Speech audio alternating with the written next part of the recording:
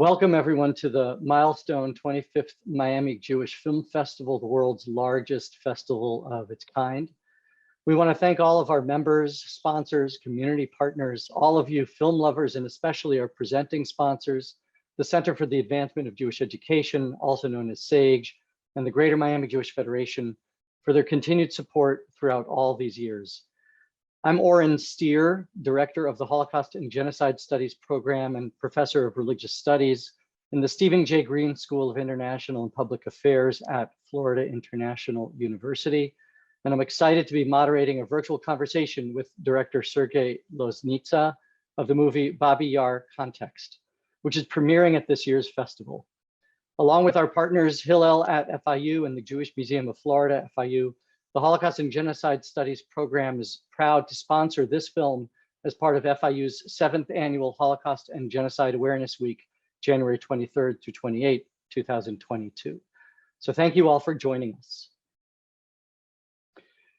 Sergei, first I wanted to congratulate you on being recognized with a special mention at the 2021 Cannes Film Festival, and I believe you've gone on to win other prizes as well. When I teach my Holocaust cinema class, I often ask my students what winning an award does to and does for a film about the Holocaust. So perhaps we can start with that question. So hello, everybody.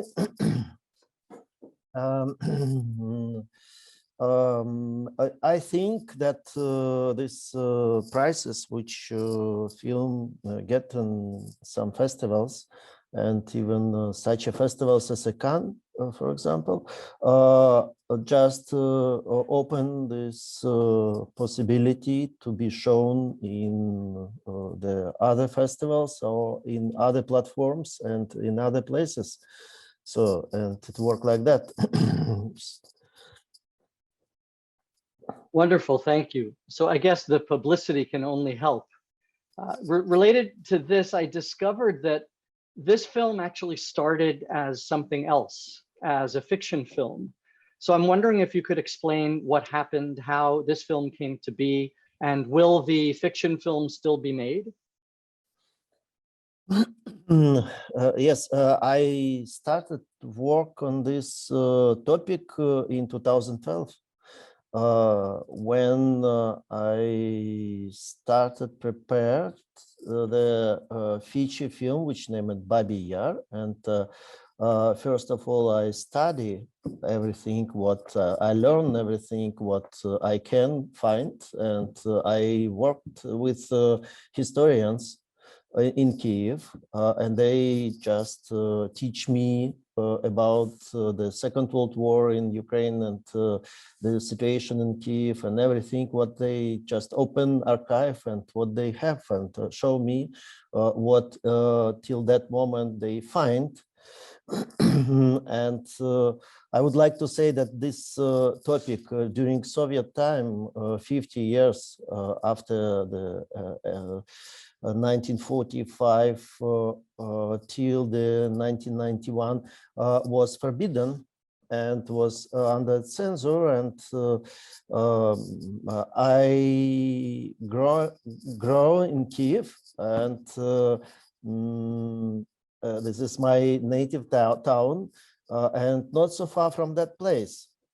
I lived not so far from that place, but step by step, like piece by piece, I just get this knowledge from, I don't know, from stones, from bones, which I can find it in that time there, and from some sentences from the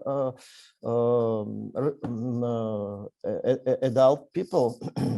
So, and from my parents, they are not just not happy. They were not happy to talk about that. They are always saying that when you will be an adult person, you will know everything. So you can imagine what kind of the darkness around this question and around this execution, around the Holocaust at all in Soviet Union and Soviet historiographic. And so only after 1991, some historians in Kiev, in Ukraine, they start to dig, to discover, to excavate this and start to publish it, something like some information.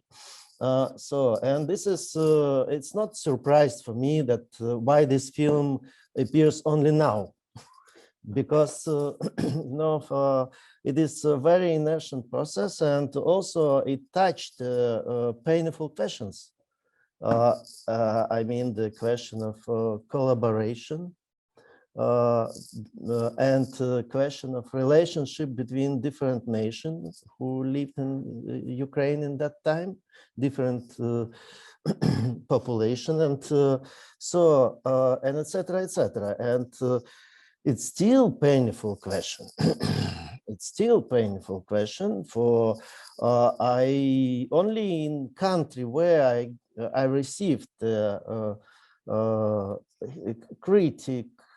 critical review from the historians, it is Ukraine.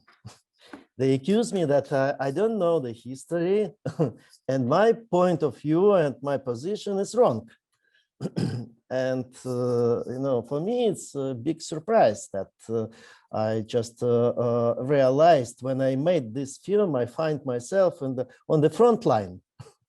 So, and since 2012, I tried to finance film Babi Yar, and we were ready to film in 2020, but because of the pandemic, we can't start. Now I changed producer also, and now I try to produce myself this film, and we still looking some like 10% or 15% of the budget for that film, and I'm sure we will shoot next year. Next year we will shoot the feature film, but in few years ago, like 5 years ago, in Ukraine, the new memorial, Babi Yar Memorial, Holocaust Memorial, started. They start work, and 2 years ago, my friend, the film director Ilya Khrzhanovsky, was invited as an artistic director. And we studied together in film school like 25 years ago, and we knew each other. And he, of course, he was involved in my films, and he just know what I'm doing. And he invited me to do something for memorial. And I proposed him because I already collect quite a lot of footage and photo and memories, and I have a quite big archive. And I proposed him to make a kind of installation from the archive footage, so, and maybe film. And after that, Memorial accept this project, and they finance this film and this project. And I, during 1.5 years or 2 years, we just opened a big research in different kind of archives. It's a Russian archive, Russian state archive in Krasnogorsk, very good archive. And Gosfilmofond, it's another Russian archive in Moscow. And also the Ukraine film archive, and also the German Bundesarchiv, which is quite big and not so well described comparing with the Russian archives. So, and also the German region archives, very interesting, and private German archives. And we made a quite big, serious research, and I find the footage which nobody have seen, even historians, and quite a lot new and interesting footage which described that time. So, and step by step, I made a film. So, and we made like episode by episode. It was an idea just to slowly describe what happened in different places and what happened in the moment, and find the moments which connect to this, to the Holocaust, to the tragedy in Babi Yar, and you know. I started the first episode which we edited. It was the last episode of the film.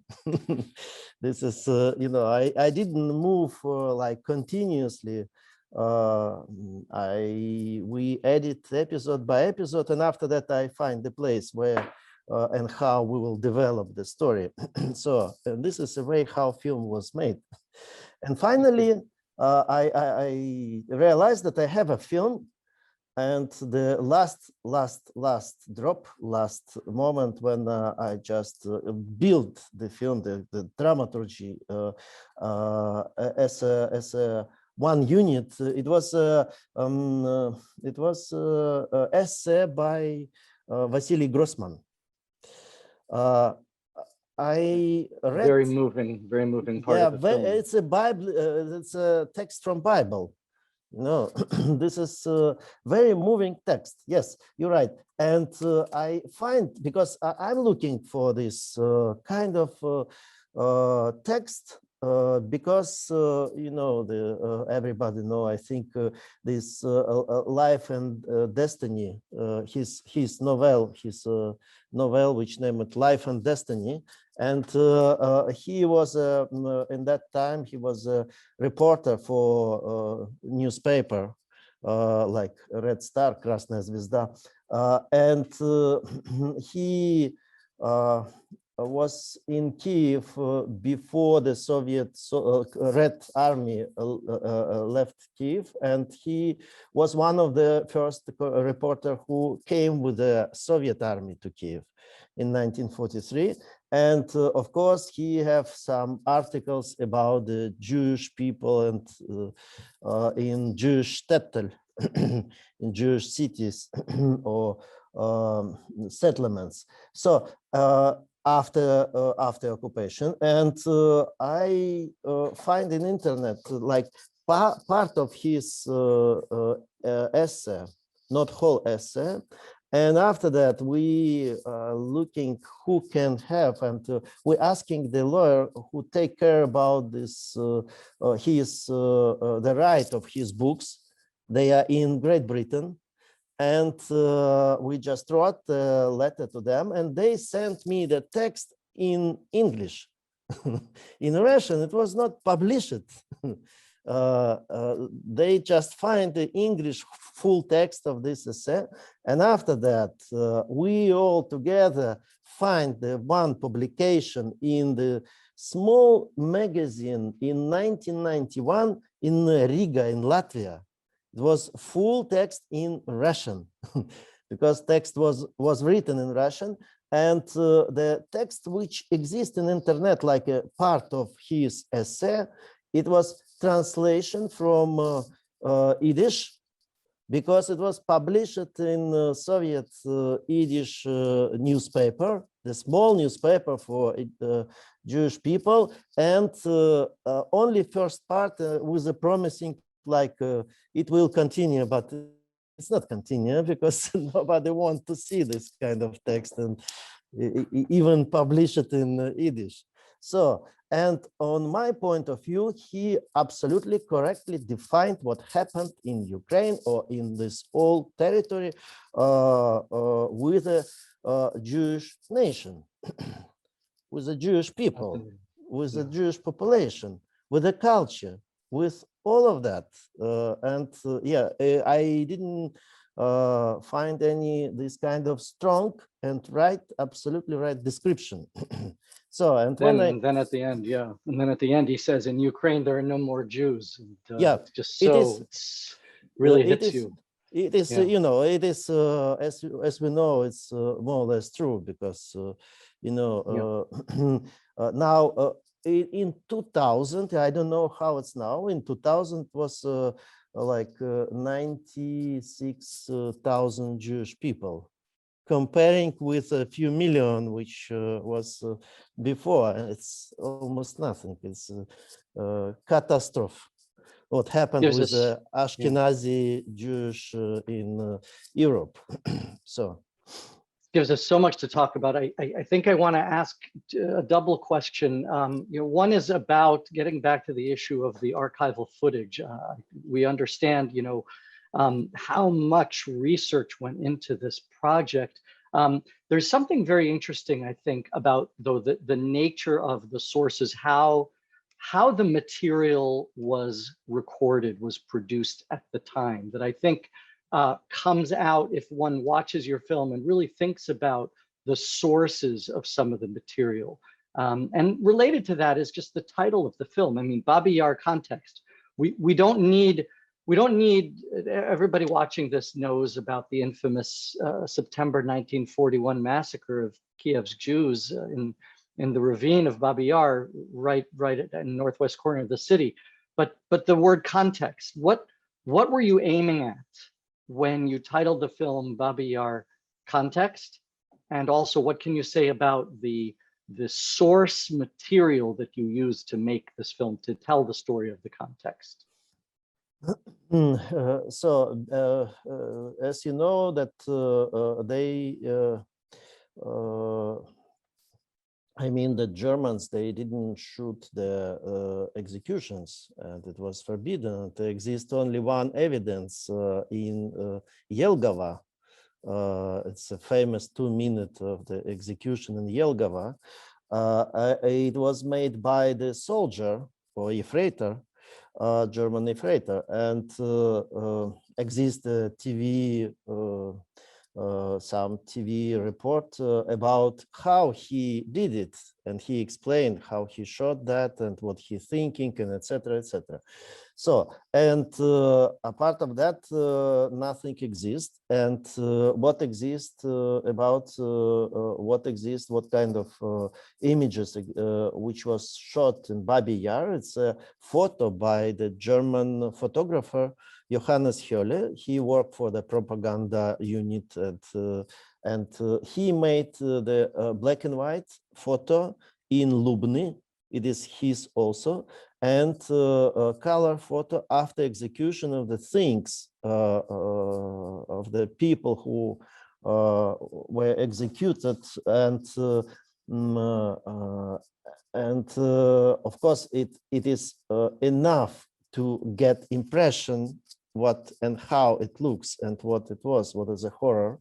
So, and I use this photo both and Lubny and here in Babi Yar, and also the rest of the footage. It is a footage which was shot, or it is a Soviet propaganda, Soviet, for Soviet newsreel, and also, or maybe for other purpose, because some footage exists without, without including in the reel. It is like exists as a footage, and German propaganda. It is the most of them was shot for the German propaganda film magazine like Deutsche Wochenschau, and news from the Polish general governors.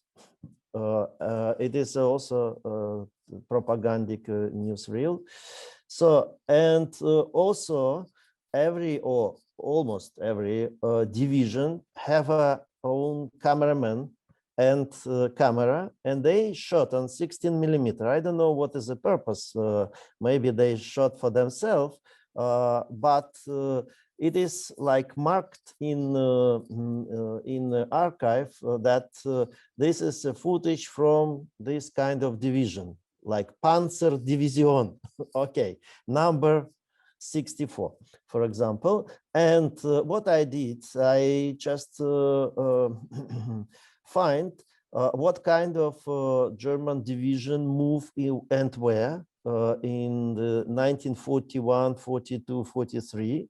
And after that, I asking archive just record all this or copy all this footage and watch it, because it is sometimes it's very interesting, and sometimes they just shot not only life of this division, but the life of the people around, and what happened in front of the eye, and they shot it without any specific purpose. And in German archive also you can find the 16 millimeter or 8 millimeter copy or negative of some films which was shot by German officer or soldiers.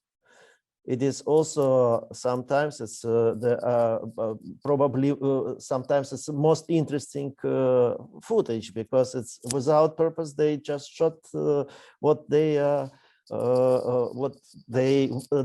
with what they would like to share with the friends, with the relative, and it is quite a lot of footage about the life there in this occupied territory, and etc., etc.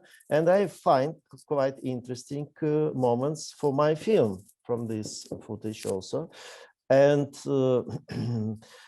this is more or less the sources. And after that, of course, we clean everything from the sound if it's a propaganda magazine, and decompose, divided by the separate shots. And after that, I just re-edit everything. So, and in some places I find, like a pogrom in Lvov, I find different like cameras which shot the same action. So like propaganda camera and private camera. And what I want to present in the film and why it's a context, I would like to show what the different kind of events which connect to this tragedy and connect to the Holocaust. You know, how, for example, the people, the citizen in Lvov expect that Germans liberate city from the Soviet. You know, this is like strange expectation, but they didn't know who is Germans and what they want to do there. And of course, the in opposite, how the Polish citizen of Lvov expect that Soviet troops liberate Lvov, because Lvov is a Polish city and Jewish city, and after that a little bit it was like 15% Ukrainians. It was a Polish Jewish city. It's 30% Jewish, 60 or 55 Polish. So, and the rest is Ukraine.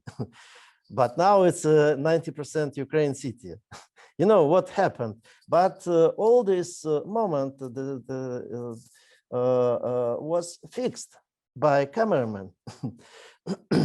Beginning and end of the war, and also, for example, the visit of the Gans Frank. This is a very important moment when Gans Frank, Gauleiter of this governor of this gubernia,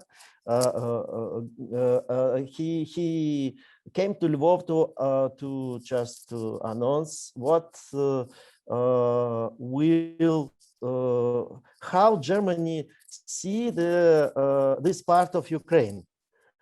And of course, the Ukrainians expected that they will have state under the Third Reich, like satellite state or something, but independent, because they fight for independence.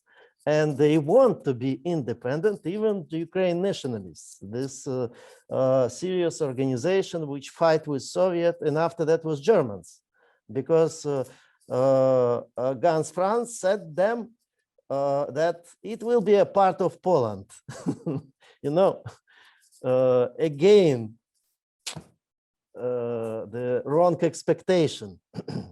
So, Yeah. and this moment are very important because, of course, film not telling us full history, but film showed some episode of that history, and after that, it will be good if historians will describe this episode, and we prepare this with memorial. We prepare this book also, where just we describe the underground and background of all what happened, because it's unknown, let's say, history till now for people who live in Ukraine. I didn't say about the rest of the world. You know, this history, maybe Timothy Snyder, of course, he knew that, or people who just to whom duty to research and know it. So,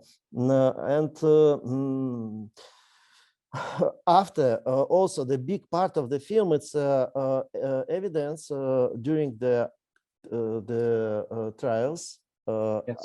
after in 1943 and in 1946 in Kiev and in Lvov, one evidence from a trial in Lvov. So evidence of the people who was like executors.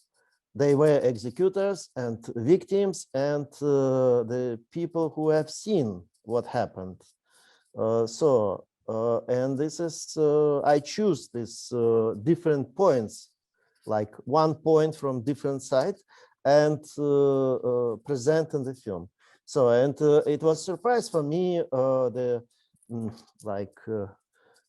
the German narrator described execution. Shock.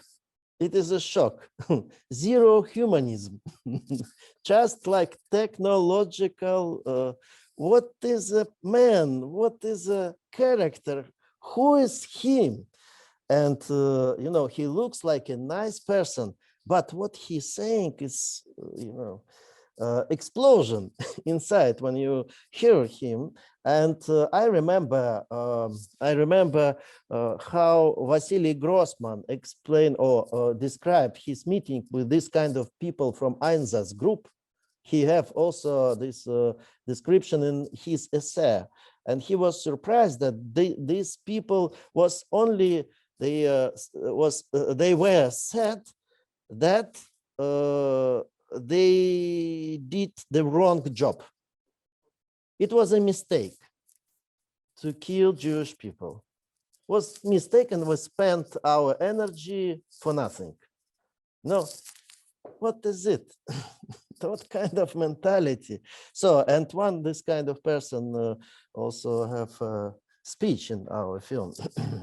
Yeah, it's a very disturbing scene, not because of what's being what we're watching so much as just what we understand from that context, again, as you describe it. I mean, I think it's really remarkable, both the way you blend the different perspectives from these different sources of archival footage, the way you blend them together, and then you allow them to tell this story. And, you know, viewers should be aware, as I'm sure they are, that you don't use any reenactments, and that the entire film is composed of this kind of material.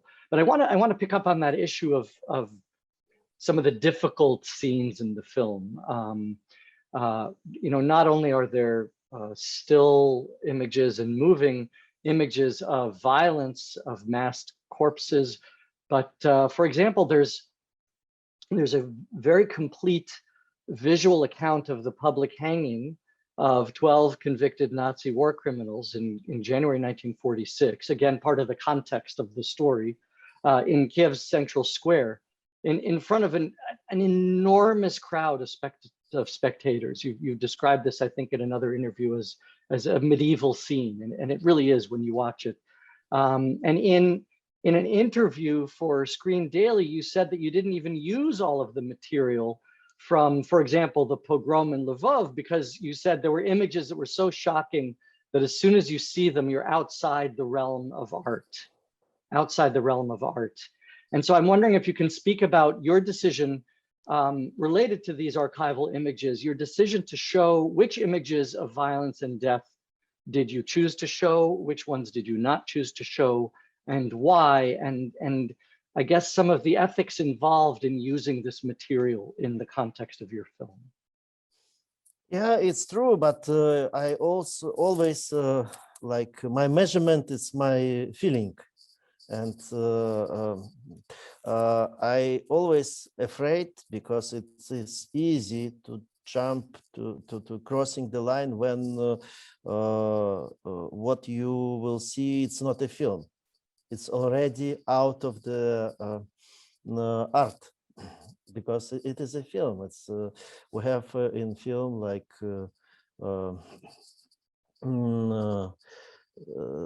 special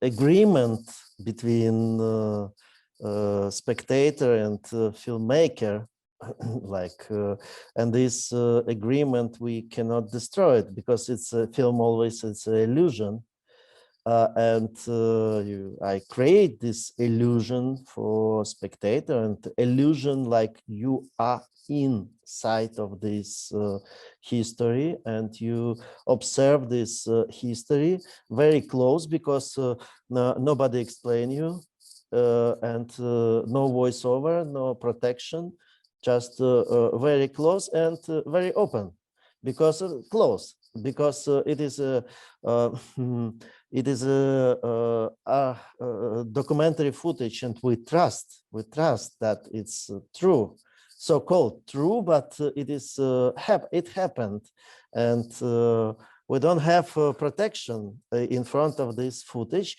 and if I use something which are over, like shock spectator, after that I lose film. I just because this shock can be so deep that we miss everything, like from this deepness you can't come back. So, and I try to find this for myself, it depends, this line and border, it depends from film to film, it is moving border, but I try to find the border for film and to keep it. And of course, I will not telling the episodes which I'm not include to the film. Because I don't include this, I'm not include this episode, but yes, exist. You can imagine it's a war, and a lot of shocking images exist and was shot during this. So, but the most shocking episode, you're right, it's execution, public execution. And it happened not so far from us. It's like when it was 75 years ago. I know the people who just who watch it, who was in the crowd. It is like my, let's say, the generation of my parents. Yeah, they were a child in this time, but it's a generation of my parents. So it's very close, very close, and of course it's more shocking than you know. Even when we have this knowledge about all this tragedy, this episode, you know, it is I think the highest point of shock when you get everything and you observe even that when 400,000 people, it's almost whole city. They watch during the, it is January, it is a -20 or something. They staying and watching execution, and after that they are walking close to these bodies of Germans, and you're thinking in that moment, oh my God, these guys, they was killed, but they are in the best of, in another world, but the other people, they still suffered, you know, they still there in this hell. This kind of thoughts which created in my inside myself this episode that and it tell about people a lot. It tells a lot about people. Yeah, too much, because the public execution, they direct to the authorities, they use public execution, and this is kind of lection or kind of exercise for people, for population. This direct to the population. It's not, of course, it is revenge. Revenge somehow, but it's not. It is kind of theater, public theater for everybody. Just listen. We have a power to make it publicly, and you are witness and spectator like in theater here. And also it fixed something inside the soul of these people.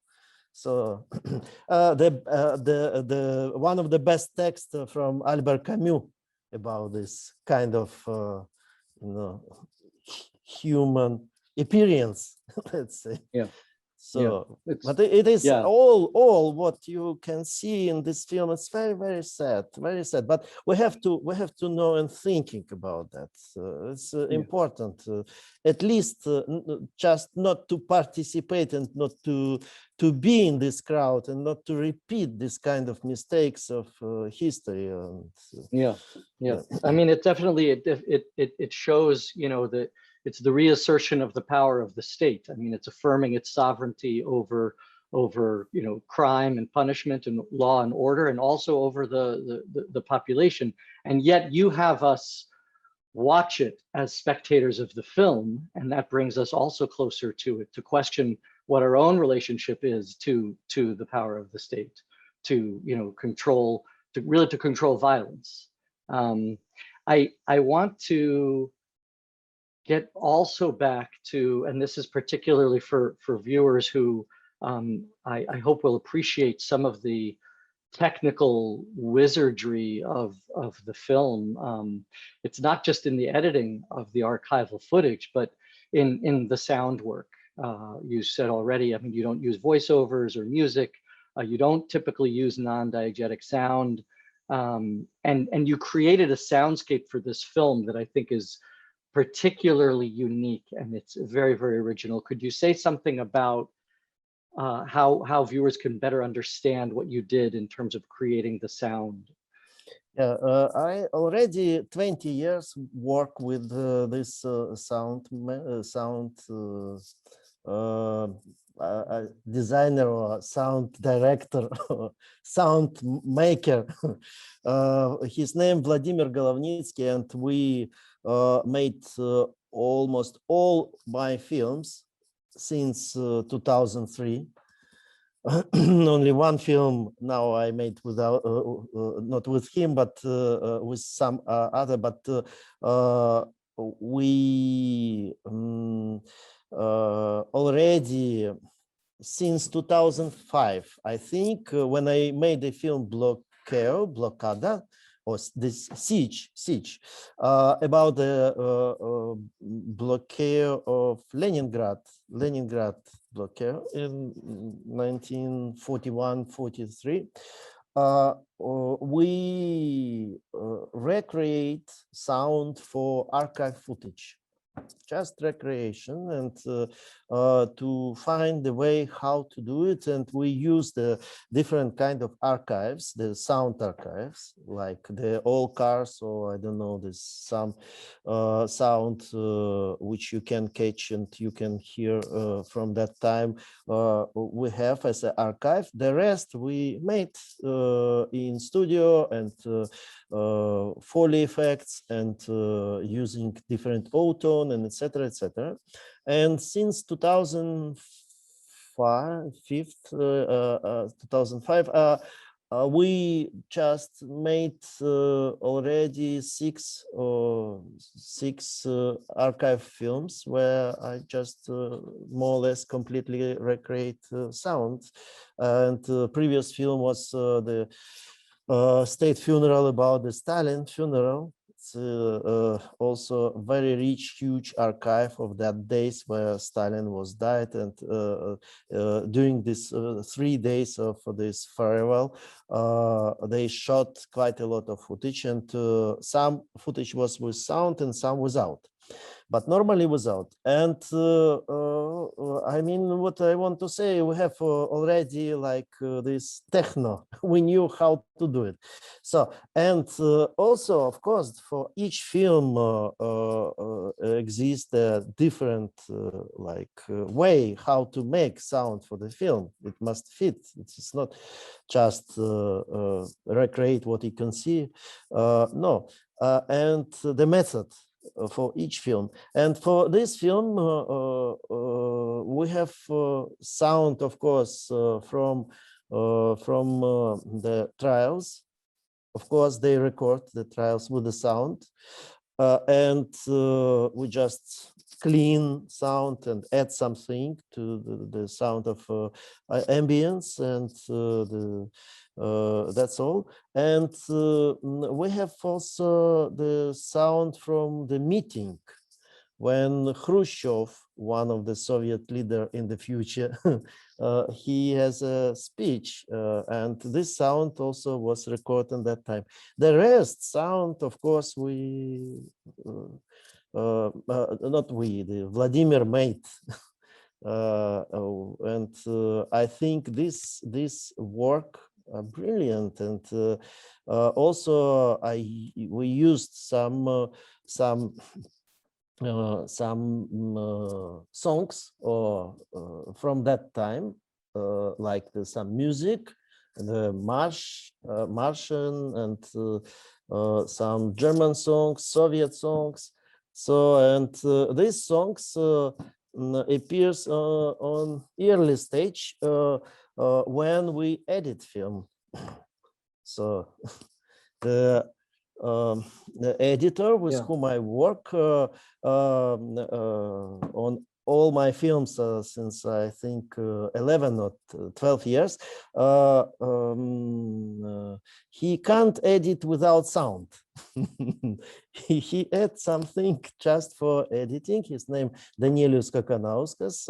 He also great, and the sound appears now on early stage. So, and now I'm sitting in editing room, and we just finished just watching one film which we are close to finish editing, and I can present you the editor. Hello. Well, it's really, I mean, it's an amazing, it's an amazing team you have doing some really, really amazing work. I appreciate so much your time. I want to talk a little bit about things that, for me, they connect to two important issues. One is the issue of memory, and the other is really the issue of the present. I mean, one thing that struck me so much about the historical context of the film is this jarring shift in telling the story, the chronology, the shift from German occupation to Soviet occupation, and in the film, I mean, you just see the allegiance of the locals just go from one to the other, as if it's seamless.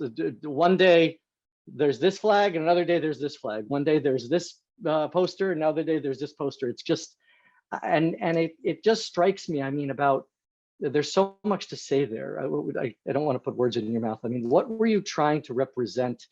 That shift struck me so much in just the shift of occupation, of sovereignty. Yeah, but it's true. It is what the civilian people can do if this kind of forces came and occupied territory, like during Second World War. What they can do?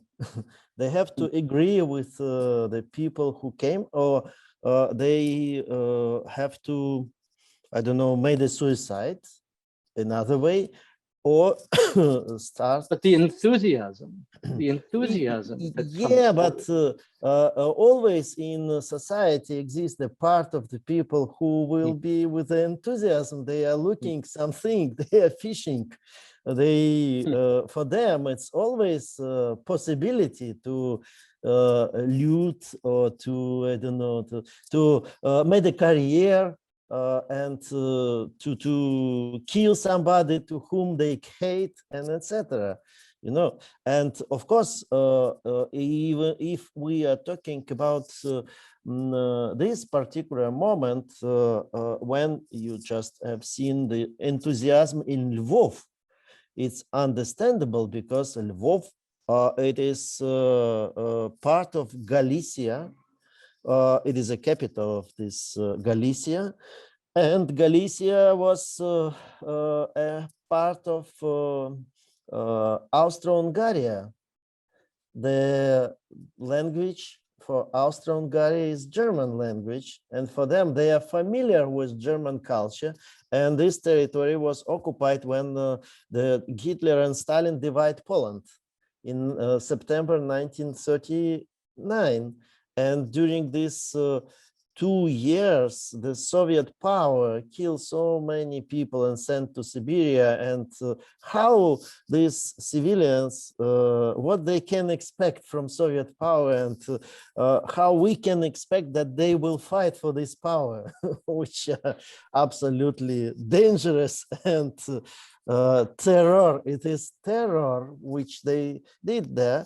And of course, they thinking that the Germans are different, and they can give, because you always think that it cannot be worse, but it can, even worse.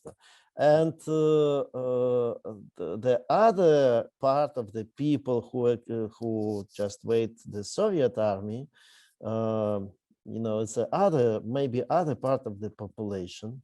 So, and for us, it's anonymous, it's a crowd, but maybe it's a different crowd. But it always, the thought which appears inside me when I watch it and build this kind of structure, the thought is very simple, that we are all, how to say, заложник, victims. And I will find this right word. Just a second. It's okay. I think we understand. Hostage. We're all hostages of the people. Yeah. We are hostages of the crowd. Even if you are not sharing this idea, Soviet idea, you, in these circumstances, even in war circumstances, you will be a hostage of the biggest part of population. Of course, they are always wrong. They made a bad choice always. But what you can do, you know, and can you imagine that in that time lived the people who hate Hitler and hate Stalin. They don't want to fight for both of them. They don't have a place in this earth. They don't have a place, because exist only two forces: or you fight with Stalin against, or you fight but a fight against both of them, it's impossible. The Ukraine nationalists, they tried some time, but after they made already many mistakes and they tried to fight, but it is also ridiculous. This is strange, but it is what history teaches us. You know, I don't know what to do with the society, with the people, and how to be, because, you know, when you come, I shot in this memorial, different kind of memorial, like Dachau, Sachsenhausen, Bergen-Belsen, Yes. Buchenwald. Yeah, in I your shot film the film, Austerlitz. Austerlitz, Yeah. yes. And first of all, what surprised me there, it is how keep memory and how to present this memory for the people who even don't have this feeling and don't know nothing about this. How to present this memory? Is it possible in general? Is it possible or not? And because I was surprised by behavior of many people, and I understand that they just don't have a idea what they are doing there. They just came because they came, and because this is a top visit or something like. Yeah. And and second thing which surprised me, that you can learn in these places how this place was organized, and who was the worst person, and who was a capo, and guards, and commandant, and etc. How the dress, who sitting in these places, how they killed, what they use, how work crematorium, and you know, all this stuff. But the strange that nobody teach us how safe dignity, and how, what kind of behavior, and how to be in these circumstances, how to you know, fight with that, how to be in the situation when you just on the street you can see that like lynch, the crowd beat one or two, or I don't know, small group of people. What you have to do if you are against that? You know, this is also knowledge, and it is necessary, it's urgently need for all of us, how to be when they, you remember, it's not so far in United States when the shops was looting by people. No, people attack shops. Yep. Yeah, and this is this kind of things can happen when another interesting, you know, thought, if you watch the film, relationship between power and people in crowd, power and crowd, when this crowd so strong and dangerous, and it depends on power, how strong power and or weak, you know. Yeah. This Yeah, kind of absolutely. it is for me, film, when I make a film, it's just possibility to propose proposed thinking, proposed to spectators thinking about these all questions. It's just a proposition to think. That's all. I think that's a very good place for us to stop. I think ultimately you're showing us in your film, in all your films, what it is to be human, and different aspects of the human. And so we're grateful to you for presenting this film, and for the opportunity to feature it as part of the festival. So thank you again to director Sergei Loznitsa of the movie Babi Yar Context for joining us. And once again, thank you to all of our members, sponsors, community partners, volunteers, and all of you film lovers, as well as the Center for Advancement of Jewish Education, SAGE, and the Greater Miami Jewish Federation. for participating in this milestone 25th Miami Jewish Film Festival. I'm Oren Steer from FIU. Thank you again to Sergei Loznitsa. Thank you very much, and go and see.